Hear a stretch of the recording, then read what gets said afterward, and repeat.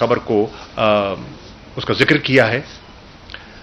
उस्मान डार साहब और उनकी फैमिली के साथ उनकी 75 साला बूढ़ी वालदा बहू बेटियों के साथ जो सलूक बरता गया है, उसका ना कोई कानूनी जवाब है, ना कोई इखलाकी जवाब है, और उसकी जितनी मजम्मत की जाए वो कम है। रात के 2 बजे घर के बच्चों को सड़क पे ला खड़ा कर देना, ये कहां, ये कौन सा महज़्ज़ब माशरा या हमारी मशरकी रिवायात उसकी इजाजत देती हैं? आप बखूबी उससे वाकिफ हैं। मुझे अफसोस से कहना पड़ता है, जिसने भी वो देखा, जिसने भी पढ़ा, उसको तकलीफ हुई और वो अफसुर्दा है। और फिर न सिर्फ उन पर, उनके कारोबार को जब बंद किया गया, उनकी फैक्ट्रियों को सील किया गया, मत भूलिए कि उसका निशाना सिर्फ उस्मान डार या उनका खानदान नहीं बना। 2500 फैमिलीज जो वहां से रोजगार हासिल कर रही थी, उनके चूल्हे भी ठंडे हो गए जब फैक्ट्री सील हो गई। और वो फैक्ट्री जो एक्सपोर्ट में कंट्रीब्यूट कर रही थी, डॉलर कमा रही थी मुल्क के लिए, उसको आप बंद कर रहे हैं। तो क्या ये मईशत की खिदमत है? क्या वो गरीब लोग जो रोजगार के लिए तड़प रहे हैं, उनकी खिदमत है? मैं उसकी मजम्मत करने आया हूं। इसके साथ साथ मेरी कल मोहसिन लगारी साहब से बात हो रही थी। मोहसिन लगारी हमारे इलेक्टेड एमएनए फ्रॉम पीटीआई, वजीर खजाना रहे पंजाब में, बहुत पढ़े लिखे मंझे हुए इंसान। उनके बेटे को उठा लिया जाता है, उस पर तशद्दुद होता है, उसकी आहो पुकार वालिद को सुनाई जाती है, और पूरा खानदान इतना बेबस हो जाता है कि ना चाहते हुए भी उन्हें वो वीडियो मैसेज रिकॉर्ड करवाना पड़ता है जिसमें ना उनका दिल था, ना उनकी ख्वाहिश थी। इसी तरह आप देखिए, हमारे साथ मेंबर नेशनल असेंबली नियाज जक्खड़ साहब, लहिए से उनका ताल्लुक है, शरीफ उन नस, सुलझे हुए इंसान। 2 दिन पहले वो पार्टी के साथ अपनी वाबस्तगी का बरमला इजहार करते हैं, फिर वो गिरफ्तार हो जाते हैं, और गिरफ्तारी के 48 घंटे के अंदर उनका एक बयान आ जाता है, और वो बयान वही जमात से लाताल्लुकी और आइंदा इंतखाबात में आज़ाद हैसियत से हिस्सा लेने का इरादा। ये क्या हो रहा है? ये क्यों हो रहा है? इसका नोटिस कौन देगा? मैं जनाबे काकड़ साहब से कहूंगा, आपका पहला बयान आया था कि आप इंश्योर करेंगे शफाफ इंतखाबात। क्या इस माहौल में शफाफ इंतखाबात मुमकिन है? मैं चीफ जस्टिस पाकिस्तान की खिदमत में अर्ज करूंगा, इस किस्म के इकदामात का उनको नोटिस लेना चाहिए। मैं इलेक्शन कमीशन ऑफ पाकिस्तान से मुतालबा करूंगा कि क्या आप ये जो हालात हैं, इसको आप लेवल प्लेइंग फील्ड तस्वुर करते हैं, और अगर नहीं करते तो क्या इसका आप नोटिस लेंगे? तो मेरा एक नुक्ता तो ये था। दूसरा नुक्ता जिस पर मैं बात करना चाहता हूं वो ये है कि एक मीडिया हाउस ने खास तौर पर एक अभाम पैदा करने की कोशिश की कि कोर कमेटी के इख्तलाफात, लीगल टीम पर सवालिया निशान, सब जानते हैं और मैं बिलखुसूस जानता हूं किन मुश्किल हालात में हमारी लीगल टीम ऑपरेट कर रही है और किस खंदा पेशानी से वो ऑपरेट कर रही है और किन मुश्किल हालात में हमारी कोर कमेटी के मेंबरान इस सूरत हाल से जिसका हमें सामना है उससे नबर्द आज़मा हो रहे हैं। मैं वजाहत करना चाहूंगा, इस किस्म की जो खबरें हैं ये मन घड़त हैं, डिस इन्फॉर्मेशन का मंसूबा है और एक साजिश का हिस्सा है ताकि पार्टी की रैंक एंड फाइल में कंफ्यूजन पैदा की जाए, अभाम पैदा किया जाए, उनके जहनों को मुतासिर किया जाए। मैं वजाहत करना चाहूंगा, इसमें कोई हकीकत नहीं है और इंशाअल्लाह ये वक्त के साथ दम तोड़ जाएगी। उमर अयूब खान हमारे पार्टी के सेक्रेटरी जनरल हैं, उनसे चीजें मंसूब कर दी गई, मुझसे चीजें मंसूब कर दी गई जिनमें कोई हकीकत नहीं है। और मुझे खुशी है और मैंने देखा भी है कि जैसे उनके नोटिस में बात आई, उन्होंने फिल फौर अपने ट्वीट के जरिए पूरी वजाहत कर दी और उस अभाम को, उस कंफ्यूजन को बड़ी समझदारी से और बड़ी बुर्दबारी से उन्होंने निगेट किया, उसको रद्द किया। फिर यह तासुर दे देना कि तहरीक इंसाफ के अंदर कोई पार्टी की क़यादत की कशमकश है। किस दुनिया में बैठे हैं? आपके इल्म में है, पूरी कौम जानती है, इमरान खान इस पार्टी के बानी चेयरमैन हैं और यही कोर कमेटी जिसके बारे में अभाम पैदा करने की कोशिश की जा रही है, वाज़े तौर पर एक मुत्तफिका रेजोल्यूशन पास कर चुकी है कि इमरान खान हमारे चेयरमैन थे, चेयरमैन हैं और चेयरमैन रहेंगे। इस पे कोई दो आरा नहीं है, उनका मुतबादिल कोई हो ही नहीं सकता और ना कोई होने की कोशिश कर रहा है। उनकी जात पर तमाम मुत्तफिक है, उनके विजन पर तमाम जुड़े हुए हैं और अगर किसी की खाम ख्याली है तो वक्त उसे दूर कर देगा और वो जो यूनानिमस रेजोल्यूशन है वो उसका मुंह बोलता सबूत है। मैं समझता हूं कि उनकी 27 साला स्ट्रगल, इस वक्त जो कोर कमेटी काम कर रही है मुश्किल हालात में, उसके पास अमानत है और जब तक वो रिहा नहीं होते और बाहर नहीं आते, इंशाअल्लाह वो आ जाएंगे, इस अमानत में वो खयानत नहीं होने देगी। इसमें किसी को शक शुबा नहीं होना चाहिए। तीसरी चीज जो आपकी खिदमत में अर्ज करना चाह रहा हूं वो है कि 10 रोज पहले एक नई मर्दमशुमारी का नोटिफिकेशन होता है,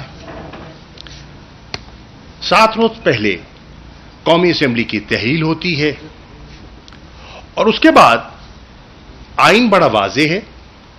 आइन की अगर आप 2 आर्टिकल्स, आर्टिकल 224(2) और आर्टिकल 48(4), अगर आप इनको मिलकर पढ़िए तो कोई अभाम नहीं है कि इंतखाबात कब होने हैं और कैसे होने हैं और किस मुद्दत के अंदर होने हैं। 90 दिन की वाज़े कदगन है। 90 दिन की डेडलाइन को अगर आप अबूर करते हैं तो वो एक गैर आईनी कदम होगा। अब कहा जा रहा है कि जी इलेक्शन एक्ट के जरिए सेक्शन 17(2) के तहत डिलिमिटेशन एक कानूनी जिम्मेदारी है। बेशक है, कोई उससे इनकार नहीं करता। सवाल यह उठता है कि फौकियत किसको होगी, आइन को या सब्सिडरी लेजिस्लेशन को। शोएब शाहीन साहब माहिर कानून है, मुझसे बेहतर समझते हैं इस चीज को, लेकिन एक सियासी तालिब इल्म की हैसियत से मैं समझता हूं आइन मुकद्दम है, इस पर कोई अभाम हमें न था न है। चुनांचे तहरीक इंसाफ ने फैसला किया है कि हम ये जो एक डिलेइंग टैक्टिक हमें दिखाई दे रही है और 90 दिन से आगे बढ़ने की जो एक कोशिश है, हम इसे चैलेंज करने का इरादा रखते हैं सुप्रीम कोर्ट में। इसके लिए हमने हमारे वकला इस पर अपनी पटिशन्स तैयार कर रहे हैं और वो दाखिल कर दी जाएंगी। इसमें जिम्मेदारी सौंपी गई है 90 दिन की जो हद है उस पर अली जफर साहब, सेनेटर अली जफर साहब अपनी, मेरी अभी बात की हुई है उनसे, पिटिशन फाइनलाइज कर रहे हैं to be filed in the Supreme Court party की तरफ से। और माहिर कानूनदान सलमान अकरम राजा साहब अपनी पिटिशन तकरीबन तैयार कर चुके हैं और फाइल करने जा रहे हैं इमरान खान साहब की तरफ से सीसीआई के फैसलों को चैलेंज करने के बारे में हमारा इरादा है। हम समझते हैं कि सीसीआई की कंपोजिशन और कॉन्स्टिट्यूशन पर भी अभाम भी है और गैर कानूनी है, गैर आईनी है। उसमें दो ऐसी शख्सियात तशरीफ फरमा थी जो इंटरिम नौयत के वज़राए आला थे, हैं, और इस किस्म की जिम्मेदारी और इस किस्म के फैसले का वो हिस्सा नहीं हो सकते। बहरहाल वो पिटिशन में वजाहत आपके सामने आ जाएगी। इसके साथ साथ सुप्रीम कोर्ट की बार एसोसिएशन इस पर एक वाज़े अपना मौक़िफ़ ले चुकी है और उनकी पिटिशन सुप्रीम कोर्ट में दाखिल हो चुकी है। इससे हटकर पाकिस्तान बार काउंसिल का प्रेस रिलीज आपकी निगाह से गुजरा होगा, आपने इसका मुताला किया होगा। उसमें भी मुझे कोई अभाम दिखाई नहीं दे रहा। और अब अगर मैं सुप्रीम कोर्ट, बार एसोसिएशन के मौक़िफ़ को और पाकिस्तान बार काउंसिल के मौक़िफ़ को सामने रखूं तो मैं ये कहने की जसारत कर रहा हूं कि काफ़ी अरसे के बाद मुझे तमाम लीगल फ्रेटर्निटी इस नुक्ते पर, 90 दिन के इंतखाब के नुक्ते पर एक सफ़े पर दिखाई दे रहे हैं और यूनानिमिटी ऑफ थॉट मुझे इसमें दिखाई दे रही है। आप ये भी देखें, अमीर जमात इस्लामी सिराजुल हक साहब इस पर बयान दे चुके हैं और वो समझते हैं कि सेंसस को एक ताखीरी हरबे के तौर पर इस्तेमाल किया जा रहा है। जेयूआई पीडीएम का हिस्सा, और इस पे भी आप देखें कि एक अभाम पैदा हो गया, एक तासुर दिया साबिक वजीर आजम शहबाज शरीफ साहब ने कि एक मुत्तफिका करारदाद पास हुई और उस करारदाद में जेयूआई की नुमाइंदगी थी, यानी कि मौलाना के साहिबजादे उसका हिस्सा थे। और सेनेटर कामरान मुर्तजा साहब ने वजाहत की कि नहीं, जेयूआई ने उस मीटिंग में अपने एतराजात उठाए और अपना इख्तलाफी नोट लिखा। और जब कहा गया कि इख्तलाफी नोट जो आपने लिखा मिनट्स में उसका जिक्र नहीं है, तो कहा गया क्योंकि वो सीसीआई का मेंबर नहीं थे इसलिए उनका इख्तलाफी नोट दर्ज नहीं हुआ। फिर सवाल उठता है कि अगर वो सीसीआई के मेंबर नहीं थे तो वो इस इजलास में क्या कर रहे थे, उस इजलास में उनको दावत क्यों कर दी गई। मैं समझता हूं कि जेयूआई को इस पर एक वाज़े पोजीशन लेनी चाहिए कि वो आइन के साथ खड़े हैं या आइन के फैसले के बरक्स खड़े हैं। इसी तरह पाकिस्तान पीपल्स पार्टी के मौक़िफ़ में मैं देख रहा हूं कि मुसलसल तब्दीलियां आ रही हैं। पहले आपने देखा सिंध के वजीर आला, साबिक वजीर आला मुराद अली शाह साहब ने एक मौक़िफ़ अख्तियार किया कि जो नया सेंसस है, हमारी सीरियस रिजर्वेशंस हैं, हमारे इख्तिलाफात हैं, हमें काबिल कबूल नहीं है और मैं इसकी मुखालफत करूंगा। फिर इजलास होता है, 5 अगस्त के इजलास में वो शामिल होते हैं और वहां कोई इख्तिलाफी बयान नहीं देते और यूनानिमस रेजोल्यूशन के तासुर को तकवीयत देते हैं। उनकी खामोशी उसको तकवीयत देती है। और फिर आज मैं देख रहा हूं कि पीपल्स पार्टी के सीनियर हजरात, जिसमें नैयर बुखारी साहब हैं, मैं उनका इंटरव्यू देख रहा था,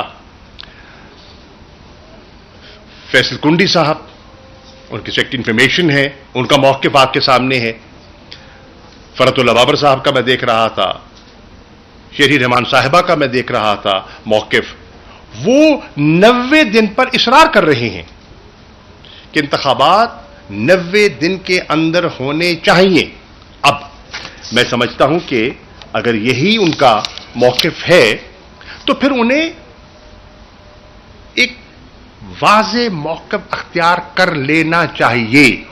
और ये जो उनकी है ना, वैसिलेट जो कर रहे थे, उस वैसिलेशन को वंस फॉर ऑल खत्म कर दें और क्लियर पोजीशन लें। और तवक्को की जा रही है कि आप क्लियर पोजीशन लेंगे। पीडीएम,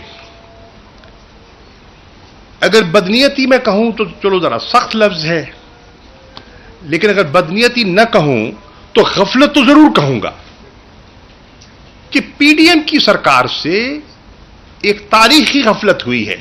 और वो गफलत क्या है कि उन्होंने अपनी कोताही से मुल्क को एक नए कॉन्स्टिट्यूशनल क्राइसिस में धकेल दिया है। 90 दिन की डेडलाइन है, उनके इल्म में होना चाहिए था और उन्हें उस पर मंसूबाबंदी करनी चाहिए थी। उन्होंने नहीं की, बवजूद नहीं की। क्या उसमें नासमझी या बदनीयती, किसका अमल दखल है, यह उन्हें वजाहत करनी चाहिए। और नतीजतन क्या हुआ कि उनके इस अभाम से, इस ताखीरी फैसले से, नंबर 1, आज हमें 90 दिन की डेडलाइन अबूर होती दिखाई दे रही है। नंबर 2, इलेक्शन कमीशन ने 14 दिसंबर की एक तारीख दे दी है कि 14 दिसंबर तक वो अपनी डिलिमिटेशन प्रोसेस को मुकम्मल कर लेंगे। लेकिन बहुत से माहिरीन का ख्याल है अगर ये प्रोसेस मुकम्मल हो भी जाता है तो बहुत से लोग इसको चैलेंज करेंगे, उनको इतराजात हो सकते हैं, जेन्युइन इतराज हो सकते हैं, कोर्ट केसेस हो सकते हैं, हाई कोर्ट पे जा सकते हैं, सुप्रीम कोर्ट तक बात जा सकती है और यह मामला 90-120 रोज से भी आगे बढ़ सकता है और मजीद ताखीर मुमकिन है।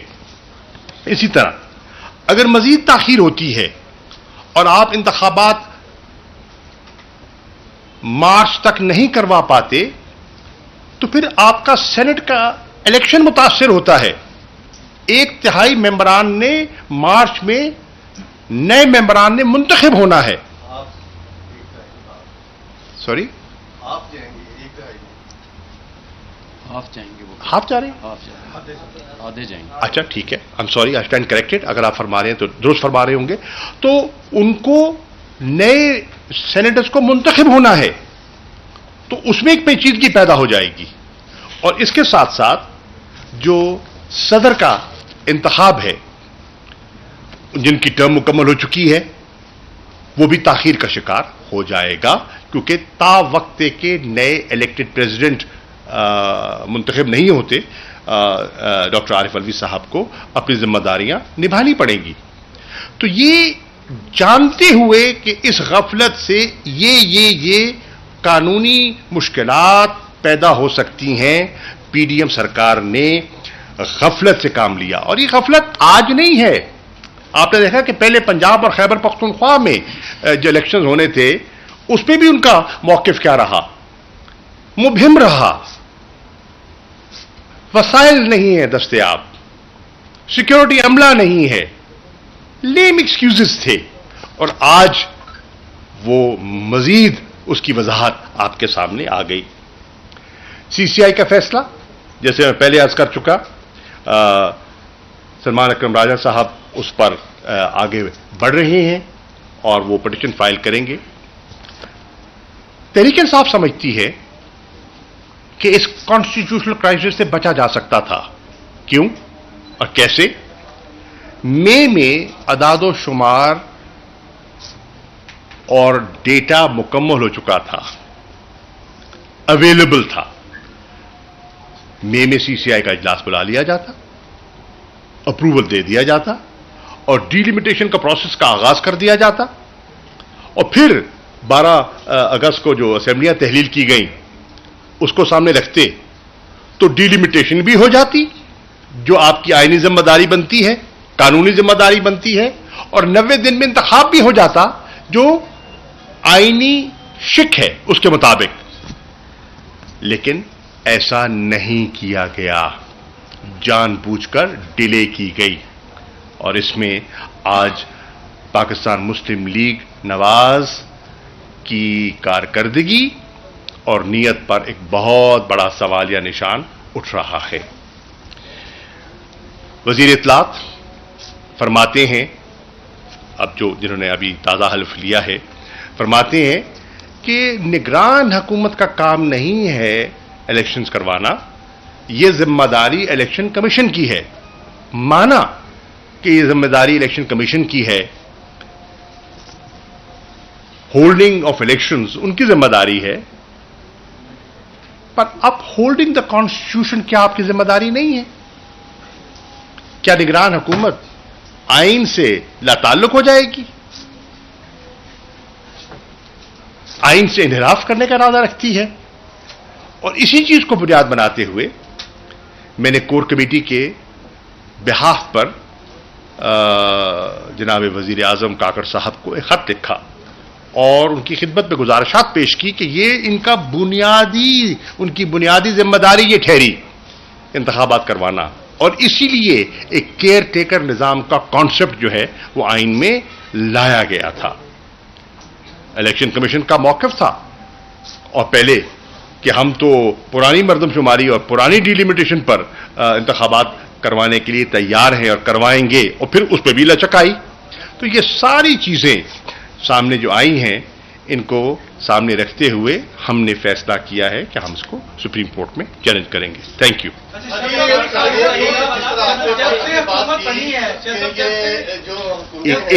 एक भाई सर, आप फैसला कर लेना भाई, एक भाई कर रहे हैं बात। आइन के तहत अपनी मुद्दत खत्म करने से पहले टूट गई, नई केयर टेकर गवर्नमेंट आइन के तहत बनी। इससे पहले आपकी गवर्नमेंट भी तहरीक में इस बात के लिए आइन के तहत गई। आपको क्या लगता है कि आगे गैर आइनी कैसे होगा, जबकि इलेक्शन कमीशन भी कह चुका है कि मार्च से पहले हो सकते हैं इलेक्शन, तो पहले से क्यों आप इस फिक्र पर पड़े?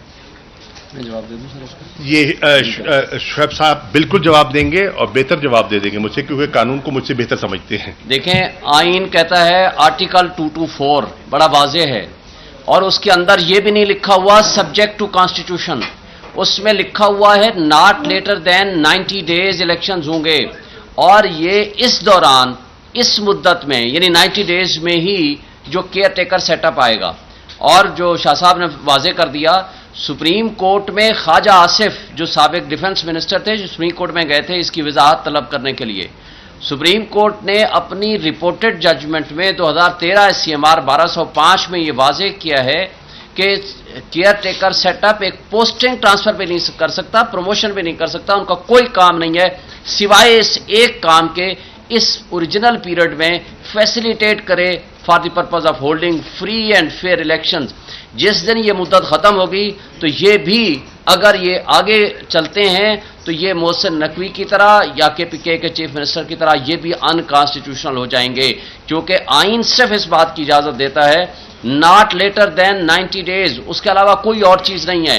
ये जो ड्रामा रचाया जा रहा है, शाह साहब ने बड़ा वाजे आपको कर दिया, मर्दमशुमारी का या डिलिमिटेशन का कॉन्सेप्ट सिर्फ इसलिए होता है कि आप इसमें आर्टिकल 51 के तहत अकॉर्डिंग टू पॉपुलेशन आपने हल्का बंदियां करनी होती हैं, उन हल्का बंदियों की नॉमेनक्लेचर को चेंज करना होता है।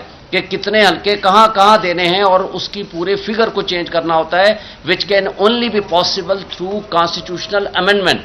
आइन में तरमीम की जरूरत है। और अगर जिसे ये सिंसियर थे, 30 अप्रैल को लास्ट डेट थी और मई में ये फाइनलाइज हो गया, मई जून जुलाई अगस्त तक ये इंतजार करते रहे, 4 दिन पहले ये नोटिफाई कर देते हैं क्योंकि इनको नजर आ रहा है कि ये इमरान खान का और पीटीआई का मुकाबला नहीं कर सकते। फॉर दैट पर्पज इन्होंने सिर्फ ये एक शोशा छोड़ा है 4 दिन पहले ताकि इलेक्शन का इल्तवा हो जाए। और इस दौरान अगर इनको यकीन होता तो on the expiry of the term ये बिल्कुल खत्म करते अपना और 60 दिन में इलेक्शन कराते, लेकिन इन्होंने सिर्फ इसलिए नहीं कराया, एक तो 3 दिन पहले डिसॉल्व करते हैं और 4 दिन पहले वो सिर्फ इसलिए ये सेंसस का फैसला कराते हैं। और सेंसस में जो अनइलेक्टेड लोग बैठे हुए थे, they can not decide the issue on the basis of Punjab and KPK, क्योंकि आइन की रूह यह है जो इलेक्टेड रिप्रेजेंटेटिव्स हैं वो पॉलिसी डिसीजन दे सकते हैं, जो इलेक्टेड नहीं होगा वो कोई पॉलिसी डिसीजंस नहीं दे सकता। ये सुप्रीम कोर्ट की ये जजमेंट भी और आइन का तकाजा भी। अगर वो उसके अंदर बैठे हैं और वो कंपोजिशन अनकॉन्स्टिट्यूशनल एंड इलीगल है तो लिहाजा सीसीआई का वो फैसला भी अनकॉन्स्टिट्यूशनल है और इसको बहाना बना के इलेक्शन का इल्तवा टोटल अनकॉन्स्टिट्यूशनल है और हम सुप्रीम कोर्ट में जाना ये बताइएगा कल मंजूर भाईजान आप रेगुलेट कर ले भाईजान। आपने कहा पीडीएम के हवाले से, जो पीडीएम और उसकी जो जमातें थी उन्होंने सेंसस के हवाले से जो कुछ किया, कुछ ऐसा ही नहीं नजर आ रहा। खुद कत्ल करके आप अब औरों से पूछते हैं क्या माजरा हुआ कि खुद ही सीसीआई में मंजूरी देते हैं और अब कह रहे हैं कि हमारे साथ क्या हुआ। अब हम देखते हैं जो सूरत करंट है, जो आपने कारकुनान की तस्करा किया, सिंध हाउस से लेके यहाँ पर प्रेस कॉन्फ्रेंस, गिरफ्तारियां, सब कुछ एक बैट के निशान के लिए ही तो कर रहे हैं कि वो बैट का निशान ना आए पोलिंग के डे के ऊपर। तो आप ही पीछे हट जाए, सारी कौम को अजाब में डाला। देखिए, बैट का निशान हमारा हक है, बैट का निशान हमारी पहचान है। 2013 के इंतखाबात तहरीक इंसाफ किस निशान पे लड़ी? बैट। 2018 का इलेक्शन हम किस निशान पे लड़े? बैट। आज हम तकाजा क्या कर रहे हैं? बल्ले का। ज़िमनी इलेक्शन होते हैं तो यही इलेक्शन कमीशन हमें बल्ले का निशान देता है। लोकल गवर्नमेंट इलेक्शंस होते हैं तो यही इलेक्शन कमीशन हमें बल्ले का निशान देता है। अब उसको अगर अभाव में डाला हुआ है, मैं ज़्यादा बात इसलिए नहीं करूँगा क्योंकि इस पे भी हमारा मसला इलेक्शन कमीशन के सामने है और अली ज़फ़र साहब ने गालिबन मंगल को वहाँ पेश भी होना है हमारा मौक़िफ़ पेश करने के लिए। देखिए, बल्ले से ना घबराएं।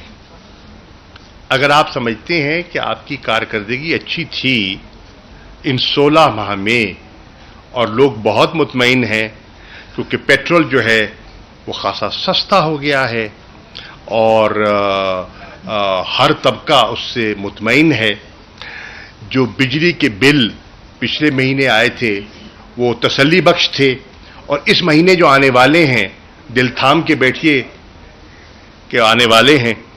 आप समझते हैं कि मुल्क में जो माशी इक़दामात आपके थे उनको लोगों ने सराहा है, तो फिर आपको घबराहट किस बात की? तहरीक इंसाफ तो बकौल आपके मईशत को बिगाड़ गई थी और आपकी एक तजर्बाकार टीम ने उसको आके सुधार दिया। तो जब आपने सुधार दिया, आपने तारीखी इक़दामात उठाए, आपने इनकलाबी इक़दामात उठाए, तो फिर आपको एतमाद होना चाहिए कि आप लोगों का सामना करें।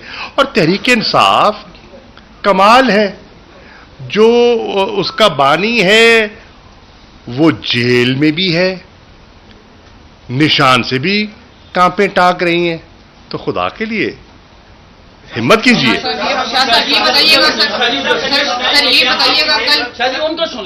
ये बताइएगा कल मंजूर पश्तीन के धरने में फौज के खिलाफ, जीएचक्यू के खिलाफ नारेबाजी हुई है सर, तो आप क्या समझते हैं उनकी गिरफ्तारी कब आ रही है, जिस तरह दूसरी साइड पे तहरीक इंसाफ के साथ जो किया जा रहा है सर? इसका नोटिस मुझे लेना चाहिए सर। आप क्या समझते हैं गिरफ्तारी होगी? अर्ज ये है, देखिए मैं समझता हूं और मेरा ये मौक़िफ़ है, जब आप मुल्क की मकबूल तरीन क़यादत को लोगों की नज़रों से ओझल करेंगे, जब आप एक वफाकी जमात को कुचलने की कोशिश करेंगे, तो जगह रेडिकल फोर्सेस लेंगी, रेडिकल फोर्सेस लेंगी। इसलिए मैं कहूंगा कि इस पर गौर व फिक्र होना चाहिए। जो कुछ हुआ, जो कुछ हो रहा है, उसे संजीदगी से लेना चाहिए। पाकिस्तान अफजल है, मुकद्दम है, और पाकिस्तान के दारुल खिलाफा में अगर इस किस्म की गुफ्तगू और इस किस्म की नारेबाजी हो तो काबिले फिक्र है। जी भाई, दो सवाल हैं। एक सवाल तो सर ये है कि एक सेकंड अब आ जाता आप पे। जिसके बाद सर दो सवाल हैं। एक सवाल ये है, मीडिया रिपोर्ट्स में ये कहा गया कि आप किसी डील के तहत फायर हैं, इज इट ट्रू? और सेकंड क्वेश्चन ये है कि आप भी इलेक्शंस डिले के ऊपर तहफ़्फ़ुज़ात का इज़हार कर रहे हैं, पाकिस्तान पीपल्स पार्टी भी कर रही है, तो क्या आइंदा आम इंतख़ाबात में पाकिस्तान पीपल्स पार्टी और पीटीआई इत्तेहाद कर सकते हैं? देखिए, पहली बात तो ये है कि मैंने इसी प्रेस कॉन्फ्रेंस में मैंने पाकिस्तान पीपल्स पार्टी से गुजारिश की है, उनके नामवर कायदीन ने अपना मौक़िफ़ वाज़ेह किया है कि वो 90 दिन के अंदर इंतख़ाबात चाहते हैं। अगर वो 90 दिन के अंदर इंतख़ाबात चाहते हैं तो हमारे मौक़िफ़ और उनके मौक़िफ़ में एक मुमासलत आ गई। जमात इस्लामी ने इस पर पोजीशन ली है और जमातों ने पोजीशन ली है। तहरीक इंसाफ संजीदगी से गौर कर रही है कि इस एक नुकाती एजेंडे पर इलेक्शंस विद इन 90 डेज, इस पर क्या मशावरत हो सकती है और सियासी तबादला ख्याल हो सकता है, और इसको कोर कमेटी में ले जाने का इरादा है। और कोर कमेटी अगर इस पे इत्तफाक करती है तो इसमें कोई मैं समझता हूं कोई हर्ज नहीं कि दीगर जमातों से रुजू करके इस पर एक नेशनल कंसेंसस बिल्ड किया जाए।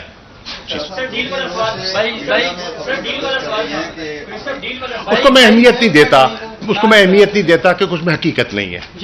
आपके सवाल से पहले एक बात से मैं वाज़ेह करना चाहता हूं कि एक यूके में एनजीओ ने एक कोई लीगल टीम हमारे का रेफरेंस देते हुए कोई फंड्स क्रिएट करने की बात की है। हम पाकिस्तान की कोई लीगल टीम उसमें इन्वॉल्व नहीं है और हमने उसकी सख्ती से तरदीद की है कि किसी को हमने ऑथोराइज नहीं किया कि कोई फंड्स क्रिएट करे, कोई भी पटिशन फाइल करने या किसी हवाले से इमरान खान साहब ने या पीटीआई ने या पीटीआई या इमरान खान साहब की किसी लीगल टीम ने वहां यूके की किसी एनजीओ को ऑथोराइज नहीं किया। ये सिर्फ वजाहत के लिए मैं आपको ये बताना चाहूँगा। मैं शुक्रगुजार हूं शुएब शाहीन साहब, ये क्योंकि एक चीज़ सोशल मीडिया पे आ रही थी तो शुक्रिया, आपने इसको वजाहत कर दी। सर, और जो खबर है 2-3 रोज से मीडिया की ज़ीनत बनी हुई है कि अल्जीरिया की एम्बेसी में जो अमरीकी सफीर हैं उनकी आपकी साथ तरीन एक नाश्ते के टेबल पर नशिस्त हुई है और इमरान खान की रिहाई से मुतल्लिक़ आपने उनसे बातचीत की है और मगरबी जो सफीर हैं उनसे भी तहरीक इंसाफ राब्ते में है, तो इस पर क्या कहेंगे? देखिए, इस हद तक ये खबर दुरुस्त है कि ऑस्ट्रेलिया के हाई कमिश्नर ने तहरीक इंसाफ, मुझे और कुछ साथियों को दावत दी और नाश्ते पे एक मुलाकात हुई, जिस मुलाकात में अहम एम्बेसडर्स मौजूद थे, जिसमें अमेरिका के सफ़ीर भी मौजूद थे। हमने जो मुल्क की सियासी सूरत हाल है जो इवॉल्व कर रही है, अपना मौक़िफ़ पेश किया। इंतख़ाबात के बारे में जो हमारा कॉन्स्टिट्यूशनल मौक़िफ़ है जो मैंने पेश किया आपकी खिदमत में, उस पर तबादला ख्याल किया, अपना मौक़िफ़ पेश किया। जो हमें तशवीश लाहक हो रही है, राइजिंग ट्रेंड ऑफ टेररिज्म हम देख रहे हैं मुल्क में, आए दिन इंसिडेंट्स हो रहे हैं। मिसाल के तौर पर पिछले 12 माह में सिर्फ खैबर पख्तूनख्वा में तकरीबन 94% टेररिस्ट इंसिडेंट्स में इजाफा हुआ है। रीजनल सिचुएशन उस पर क्या इम्पैक्ट होगा इसका, उस पर तबादला ख्याल हुआ। तो हमारी उस पर अच्छी गुफ्तगू हुई। जो मीडिया में एक तासुर आया है और एक कंफ्यूजन पैदा करने की कोशिश की है कि इमरान खान की रिहाई के बारे में कोई बात हुई, ये दुरुस्त नहीं है। साइफर के बारे में बात हुई, ये दुरुस्त नहीं है। मैं इसकी वजाहत कर देता हूं। हाँ, मीटिंग हुई, मुलाकात हुई। Thank you. जड़ावाला के हवाले से थोड़ी सी बात करते हैं। देखिए, जड़ावाला में जो कुछ हुआ वो आपके सामने है। हुकूमत पंजाब का ये बहुत बड़ा फेलियर है कि लॉ एंड ऑर्डर सिचुएशन इस हद तक बिगड़ गई कि पाकिस्तान के शहरी, उनकी इमलाक मुतासिर हुई। ठीक है, अब वो कह रहे हैं हम उसका नोटिस लेंगे। गिरफ्तारियां भी हुई हैं। मैं देख रहा था कि हमारे होने वाले चीफ जस्टिस साहब गालिबन आज वहां गए हुए हैं और ख़ुद उन्होंने जाके आंखों देखा। उन्होंने अपना एक इम्प्रेशंस अपने लिए होंगे, लोगों से मिले हैं, तबादला ख्याल हुआ है। तो ये एक सीरियस सिचुएशन है और मैं समझता हूं कि हुकूमत पंजाब का फेलियर है, पुलिस की कोताही है और मैं समझता हूं इसका नोटिस होना चाहिए। Thank you.